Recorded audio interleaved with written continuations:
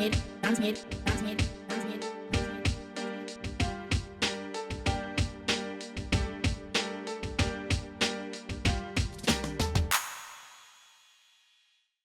to another episode of Free Your Mind. I'm your host, Kofi Ampon.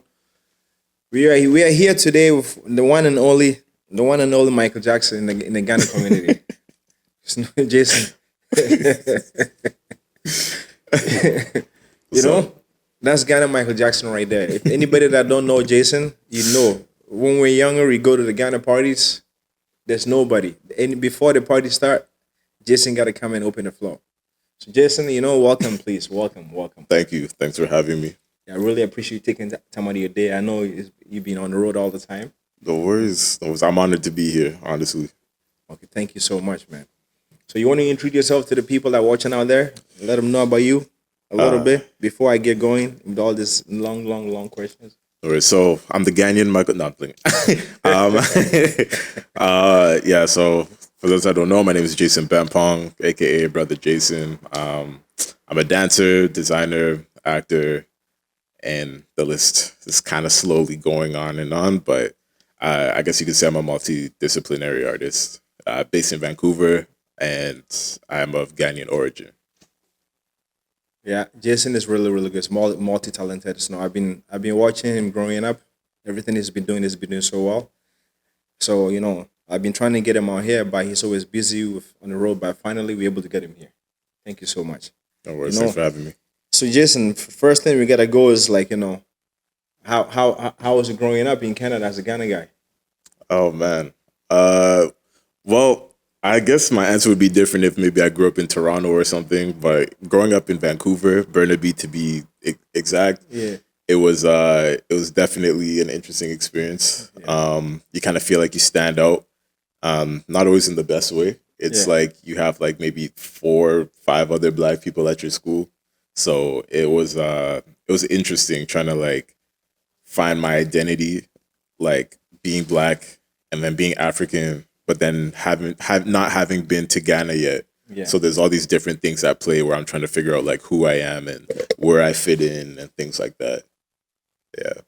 So most African parents would tell you, "Hey man, you gotta be a doctor, you gotta be a lawyer, you gotta be a surgeon." No, your parents actually let you do what you wanted to do. Yeah. How did you convince them? Uh, I mean, I was kind of persistent, Honestly, they were pretty supportive Okay, in that's like good, my artistic pursuits, like very early on. Yeah. Like I think drawing was like the first artistic like love, I guess that I had, where I would just draw all the time, and they noticed that. I think also it's because my dad like had an artistic side as well too. Okay. That he didn't like dive into fully, but I kind of picked up on that. I found some of his old like books with his sketches, and he saw that I was really interested in those, and that's where he was like, okay, let me show you some of the basics and just kind of see what happens. And I just really stuck with it. Oh wow. Yeah. Yeah, because we did an episode about African parents not letting their kids follow their heart and dreams. They would tell you, Yeah. "Oh, you're an artist. Put it back burner. Go become a doctor." Yeah, there was definitely a little bit of that. Like they were like, this is cool, but like let's try to steer and do something like steer this way. But I think at the end of the day, they were like, as long as you can support yourself, that's the most important thing. But they definitely did try. They were like nursing, different things within like the medical field. They were definitely shooting out some ideas, and Yeah. but I couldn't let go of the art. I don't know. So how did you pick up dancing? Just early on, it was like dancing around at the house with my family. Like they just put music on and we'd all just like have fun dance. When I saw You Got Served and those movies, those early on, I was like, oh, I thought I was like a break dancer all of a Yeah. sudden after watching. You know how like kids watch kung fu movies and they think they're like Jackie Chan? Yeah. It was like that, but with dance. And then I saw I saw my friend Ben. He's Ghanaian. Okay. Ben Arikwe. Yeah. The DJ. Shout out Ben. Yeah, Quiet Storm. He did the moonwalk in front of me for the first time, and I was like, "Yo!" Like I hadn't seen anybody do that in person, so I was like, "Please, like, just if you could teach me that, I'd be so grateful." So he taught me, and then ever since then, I just practiced every day, and then I started like, diving into Michael Jackson videos and stuff like that. And that's where I was like fully hooked. Yeah, I was because fully hooked after that. I don't know how you perfected it so good. Thank you. And at a young Yeah. age, when we used to see you, but like what in the early 2000s, Yes. you were like so good, Thank you. Thank you. man. So sometimes when I used to watch you, I was like, wow, this kid is so good. But you took to like to the next level. You actually went, you did the competition now, you do everything now, right? And then wow, that no, I'm so impressed. Thank you. Thank you. Which project or dance or film like really challenge you to like to do what you're doing with to the dancing? For dance, I would say I think it was like 2017 to like 2019, 18.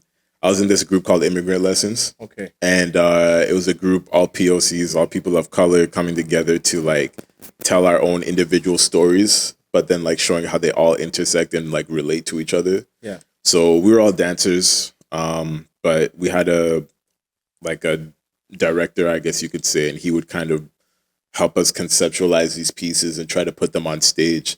So I think that was a challenge for me because I kind of just freestyled a lot, and battles and stuff like that were like my main thing and my biggest challenge at the time. But being able to put together a show and do it top to bottom with no mistakes and the hours of rehearsal and getting that, I think that was like the biggest challenge for me.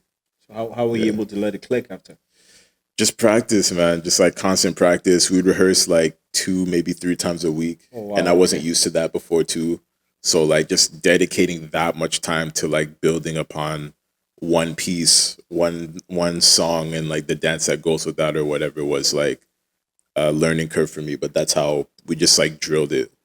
Drilled it. We had some shows here and there that we got hired for, and like choreography wasn't really my biggest thing. So I'd watch the footage and I'd be the one who'd like be messing up in the back and stuff. And after seeing that, I was like, okay, I gotta like You gotta get on tighten it. up. Yeah, yeah. So how did you come up with Sleepless Minds? That came about like shortly after high school. I just found myself like up all night drawing. I recently got like this tablet thing that I could draw into like make all of my art digital versus just doing it on paper. And around that time is when I came up with this one design, our original logo, and it kind of encapsulized the feeling of like just being letting that creativity take over. But it was like almost to the point where it's like you're just up all night, you almost become an insomniac. But the more it grew, it was more like you have to put in these unseen hours that people don't see. Like they don't see the time it takes for you to conceptualize this and then to schedule and to build a team and to so a lot of people just give up. They're like, Yeah. forget it. Like it's just an idea. But people don't see that part where you're putting in the work. And then now it gets to a point where people are asking you to come and so it's one of those things where it became about like highlighting those hours. But that's where it was birthed from, was from that, like just being up drawing all the time. And like Yeah. like with your designs, I know sometimes you have the Ghana culture in it, Ghana the Hmm. Ghana colors in it, and sometimes too you have like pretty much like generic ones for the Hmm. you know where do you get a the creative spirit, like creative mind?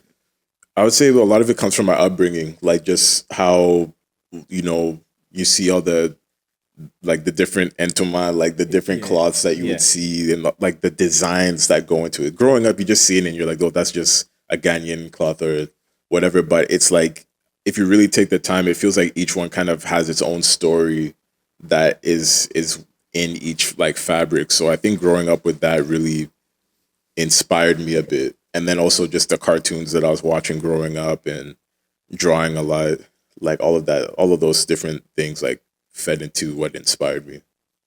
wow. Yeah. And I know a few years ago the Canucks he did a piece for Canucks. How Hmm. did they find your hand? How did that idea came about? Yeah, they hit me up on Instagram and I I wasn't sure if it was real. I was just Okay. kind of like, oh, this is like a fake account or something. And I looked and it was actually them. And I was like, yo, this is okay. Like let's go, let's do it. So yeah, they said they just asked around and got recommendations on who they might want to work with for the Black History Month Yeah. jersey, and like by God's grace, I was the one that they went with. So Oh wow. yeah, Was it something that you've seen from your previous stuff, or did, Yeah, like after checking out my stuff that I had on my page and all of that, they based off of that, that's what made them want to give me the job. when Yeah. when you're creating a piece or a design, Mhm. like where usually do you get your real starting point from? Honestly, I've had times where like let's say I'm working on a jacket, Yeah, I'll just leave the jacket on the ground neatly laid out. And sometimes I'll have it for like 1 or 2 days and I'll just be like walking past it. Sometimes I'll just stop and just like, look at it. yeah, and just kind of like get some ideas, but I kind of just let it kind of flow versus trying to force it. And yeah, over time, like that's where the inspiration kind of comes. And then one day I'm just like, okay, I know exactly what I'm going to do with this. Now it's getting a bit faster, but at first that was how I would kind of approach. Like by everything by hand now. Yes. Yeah. Okay, now you're at the point that you have the iPad, everything you're able to go through the iPad now. Yes, yeah. Getting to do stuff like this is more just digital work that I send off. But with the jackets, and I have an example, but a lot of that is just like, what am I gonna physically do to manipulate this to make it like come to life? Yeah. Was there a point where you were doing your stuff, you were not going sell that you almost gave up, Oh, and definitely. what kept you going? Yeah, a couple times. Couple times. I was like, Yeah. oh, forget it. Doesn't matter. But like, I don't know. Like last year was the one of the heavier times where I was like, man, like I don't even know where this is going. Like, yeah, I feel like I just didn't really have any direction. Um, and I was just like, yeah, I wasn't really sure what I was trying to do. So one of my friend often reminds me whenever we like have meetings and like we kind of look at where we are now. Not to say we're at the pinnacle, but like the way things are moving. He was like, "Yo, just remember, like last year, this time you were like, so like just to be grateful for where I am right now." But yeah, definitely last year I was like, I think I was spreading myself a little too thin, doing a little too much, and yeah, almost not fully called it quits, but I just lost the motivation. Really? Yeah. Or what kept you going? Um, People around me, like my friend I was telling you, like people to encourage me and also see the vision, which made me realize the importance of a team. It's like everybody having this goal towards one thing. So I feel like in those times where somebody feels low, it's like about helping each other, like just continue to get back up again and keep going. So, like, Yeah. let's say there's young people out there that want to do what you do. They don't know how to go about. They don't have the inspiration to Mhm. go. What do you have for them? What can you tell them? Um, I mean, one is like don't put too much pressure on yourself, um, especially like with men or black men, but just entrepreneurs in general or artists in general. Let me say that. Like, I feel like we put this huge pressure to be like at the top of the 1% with what we're doing. I even see it all the time. People are like selling their pieces for however many dollars and this and that, but you don't know what they went through to get there. And I think that you have to give yourself the grace and the patience to just follow your own heart and follow your own instincts and knowing that you'll get to where you need to get to. Um, Being very prayerful as well, knowing that you're not in it alone, not just amongst like your friends, but just knowing that there's like, something bigger than you at play. And if that purpose has been put in your heart, then you should know that there's a reason it's there and it's gonna come to fruition if you just keep following it. But I know there's still that pressure. So just try to, sometimes you just got to step back and quiet the noise and then like get re inspired and then jump back in again. So Yeah. usually it's like, let's say, like, we interviewed a person here, and she's a writer, and I Hmm. ask her, usually when you have a writer's block, what do you do? How do Mm. you start again? How do you Yeah. rejuvenate yourself? Yeah. So with you too, how when you're going through that kind of moment, how do you take a step back and focus and re-energize yourself? What do you usually do? I'm not gonna lie. I watch a lot of cartoons, man. Like not just I watch specifically like 90s Cartoon. cartoons, 90s anime, some stuff from the eight. Like just that's where my like original inspiration came from with a lot of things. So I often will like go back to that and watch those, and it just not only inspires me from the art, but it also puts me in the place where like the nostalgia, you know what I mean? Yeah. Like it makes you feel like a kid again. I I I don't know. There's something about that that feels really important to me, and it allows me to just have these crazy ideas where it's like I don't feel so like constricted or feeling like that's not possible or whatever. So yeah, that's where I'll take a step back from everything I'm doing and I'll just like jump back into that sort of energy, and I feel like that's when things start flowing again. Yeah, it sounds kind of crazy, but like yeah, that's what I'll often do on the simplest level.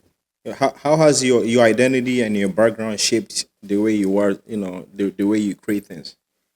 Mm, I think it's shaped things a lot, like being Afghanian, like heritage, and like going to high school there for a certain amount of time. It really gave me like a level of discipline to really like work hard at everything you do, achieve and try to strive for excellence. I remember like my parents always being like, "Do your best, try your best."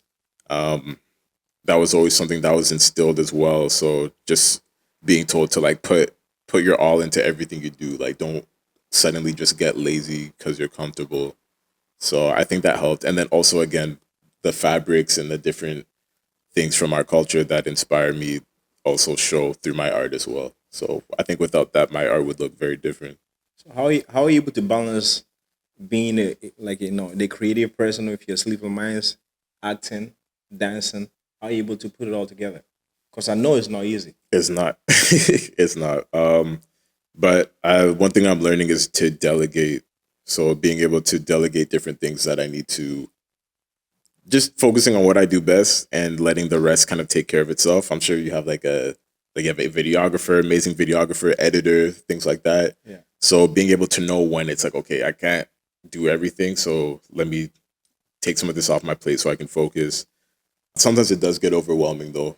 Like I'll be working on one project and then an audition comes out of nowhere, and then You you gotta have to go. focus on that, and then a dance an opportunity comes up, and then you have to coordinate that. So sometimes I'm like, man, when are they gonna make these cloning devices or something? Because man, yeah. So I'm just trying to learn to balance that all, and then seeing how like people like Tyler the Creator and Yeah. Pharrell Williams and stuff, how they're able to do it. Like I'm trying to study them and see. I'm sure it gets overwhelming, but there's a way, and it's just like remembering that I'm just honored to be blessed with the inspiration to do any of these things at all. So I'm just trying to roll with that and try to keep it as light and fun as possible. I think that's what keeps it sustainable. How do you balance relationships as well? Uh it's been good. It's been good. Not always the best. Yeah. Sometimes it takes away. Yeah. In the past it's taken away from what I do, but I think the more you are on your mission, Hmm. then when somebody comes into your world, and obviously it's like give and take, but when somebody comes into that, they see that there's something being built here, and hopefully they can help add to that and help add to the overall mission and the goals. Okay, so let's Yeah. say like the young people out there watching this, Hmm. that maybe they want to be a musician, they want to be an actor, they want to be a soccer player, and then they get a girl that get come in their life, Hmm. and maybe they have to go to the studio one day, or maybe they have to go do the activities, but then the girl, keep telling them, oh, I want to be with you. You can't be, make time for me. What advice do you have for them? Just hang it up, man. Just no, I'm playing. I'm playing. I'm playing. I'm joking. I'm joking. Joking. I would say like you do have to like off the bat just really stress the importance of why you're doing what you do and the importance what you're doing and why you're doing it. But also like there's a level of balance. A lot of people say like there's no life work balance. Yeah. And sometimes that can be true, but I think you can find different ways to incorporate the people you love. Like, let's say you have a soccer practice or something you have to do. Maybe that person can come with you. Maybe There that you person go. can help, or maybe it can be like meal preps or something like that, in Yeah, different yeah, yeah. ways. And I think with that peace of mind, you're able to, everything feels a bit more sustainable. And then you can also have more in the tank to give to that person as Yeah. well. And then also, if they're ambitious too, maybe like you guys can support each other in a different way, in a way too, or something like that. But I think it's all compromise, and every relationship is different. But if I think the biggest thing is to be able to support your partner, whether it's them supporting you or the other way around. You also can't have too big of an ego to be like, I'm not supporting anything you're doing. It has to be like both ways so that everybody can grow. I think that's like the overall goal.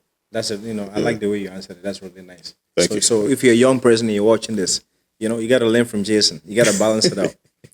Never tell the girl tell you to quit. Tell that girl's not for you. Yeah, you gotta have that support. Yeah. Like that's a big one. Any lady that want to see Yeah. you do well, they're gonna come and make it work, help you out. If you cannot make it, they'll find a way to make sure they work around it. I think anybody in your life just have people that are supportive, and it's not like an egotistical way, but you need that, and hopefully you can also be that for somebody as well. I like that. So, what is one lane that you haven't really stepped into yet, but you want to explore? There's a couple. I want to get more into directing. Starting out with like dance pieces, like being able to choreograph uh different videos and like the movement and stuff like that. And then DJing DJ. is another one. I just started learning. Bought my first like controller and everything. So just practicing and everything, seeing where that takes me. What inspiration have you got from your parents since all this time from the everything they've been doing and how you've been molded to? From my parents, the inspiration I've gotten is looking back at like what it took for them to get here. They also have a pretty crazy story of how they got here, but just the fact that they were able to be so determined in getting over here and creating a better life. One, it makes me not take any of this stuff for granted. So when I do feel like it's overwhelming, I'm like, hey, I could be doing anything else in any part of the world, but I'm here with this opportunity they blessed me with. So yeah, just perseverance. And then also my parents are entrepreneurial as well, especially my mom. So just seeing like how she's been able to do her thing and learn from her grandmother who was also entrepreneurial. I think it's yeah, it almost feels like a rite of passage that I need to just stay on the course and not give up. Yeah, Yeah. I saw you went to Ghana last year. Yes. Yeah. What did you learn? How was it? How was the experience? It was great. It was great. I think it really opened my eyes to see like what the real estate situation is like out there, the opportunities, how much it's changed. Because I think I was there 2000, like early 2010s was the last time before I went. No, sorry, 2019, and then I went recently. But basically, what I'm trying to say is every time I go, I see like huge leaps in like development and things that are happening. So I don't know, when I'm there, I just feel so like excited. I feel excited. Like there's so much that can be done here, even from a business sense. Here, you can do your thing, but there it feels like that it's still so in the early stages comparatively that there's a lot you can do if you really put your mind and your money towards something out there. So it really just has my mind thinking of what can I do out there. Yeah. We had a Nigerian guy around here like a few years ago. You have a lot of Nigerian friends as well. Mhm. You've tried the Nigerian food and get Ghana food. So who You don't put this on me. The jollof rice. I already know where you're going. you no, because we've done the serious part. Now let's do the Yeah, this one you already about, know my answer, man. what are you gonna say? All the Nigerian guys out there, Hey, man. the fake jollof and To all my Nigerian brothers, that Ghanaian jollof is where it's at, okay? There's no debate. There's no debate. I know you know what I mean. Listen to this, you know what I mean. So, hands down, Ghanaian all day. it's like the World Cup. Yes, You know? exactly. Exactly. They Ghana say- all day. Yeah, they say Ghana is the Brazilians of Africa, and then by Nigerians said they're better, but the last two World Cups they haven't qualified. The last World Cup, they lost to Ghana, and then this one, they lost to who? Congo. There you go. So what are you gonna tell I me? mean, all I can do is shrug. You know? All I can do is the Michael Jordan shrug. Like, there's not much you can really say. The proof is in the pudding. So, if the football's looking like that, then imagine how the jollof rice is looking. You know what I mean? It's true. You don't have to say much. So Jason, do you want to tell the people how they can get hold of you with everything that you're doing? Yeah, for sure. You can find me personally on Instagram at brother Jason, BROTHA underscore Jason, and at Sleepless Minds, Minds with a Z. Yeah, I know you have some of your gear here. You want to show some people some? Yeah, for Yeah, sure. cause you guys gotta get. You have to support Jason. He's been doing this for a while. So It's really good. Very, very, very good. His clothing line is nice. we got the duffel. You know what I You mean? know, It's excuse me, prototype. We got another sample coming up with some slight variations, but this is the bag. This is one of our like one of one pieces, hand painted with the clouds and like different patchwork and things like that. So this is handmade. No, not made anywhere else. Not from a machine. So it's very, very good. So yeah, we gotta support Jason. sir. Uh, we got the sweatsuit. We also got the sweatpants to go with it. Sleepless Minds. Yeah, and the no Z is like no sleep. The cartoons they have the Z's above Oh, their heads okay, when they're okay. yeah. It's all No, I really like this one, Jason. This one Thank is you. really, yeah, this is very nice. thank you. So yeah, we're stepping into doing varsity jackets as well. Sorry, I know it's all kind of like No, but it's nice. At least it's good you show the people that what you do, so people know who you are, exactly how long you've been doing it for. thank you. Yeah. So we got stuff like that coming. This is a new collection that we're working on. It's been in the works for a little while, but yeah, it's gonna be coming real soon. Okay. And do you have like do you have a location on that people can just come and get your gear? Not Or a mostly physical, online. not yeah, all online right now. Eventually, once we do a drop, we will be setting up some pop-up events as well. So definitely stay tuned for that too. Yeah. So please, check out his website. You can go there. You can order any of the stuff that he has. It gets mailed to you. The price is very decent. You got to check him out. And then the reason why I'm wearing the Canucks jersey this today because I think a couple of years ago, Jason did a piece for the Canucks for the Black History Month. I was looking for the shirt to bring it in. I couldn't find it, so I had to put this on to represent him. He's been doing this for so long. I've known him for so long, and he's been doing this. So we gotta support our people. So Jason, I really, really appreciate you coming. Thank you. I know Thank you. unless you want to give us some Michael Jackson moonwalk or something like that. Hey, we'll send you some B-roll. We'll send y'all the link to the footage. Check him out, man. Sleepless Minds, brother Jason online. Jason, thank you for coming. Of I course, thank appreciate you it. for And having me. yeah, and don't forget, he's an actor too.